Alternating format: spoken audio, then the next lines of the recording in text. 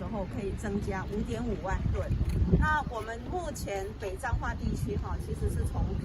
台中每天支援8万吨，所以你这边新增的水源就可以减少台中那边可以供过来，那也增加这个整个台中的这个供应。那我们彰化这边有自由水源之后呢，那未来我们这边就比较不是管线末端了，那对供水也比较顺畅。那接着呢，我们这个在乌溪上游的这个鸟嘴潭呢，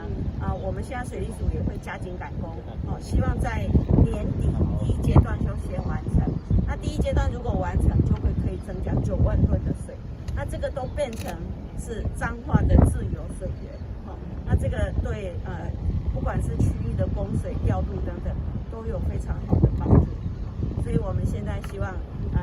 这个月底4月底呢，第一阶段的这个浮流水的一期呢，就可以先完工，先供应1万吨的部分。好，谢谢。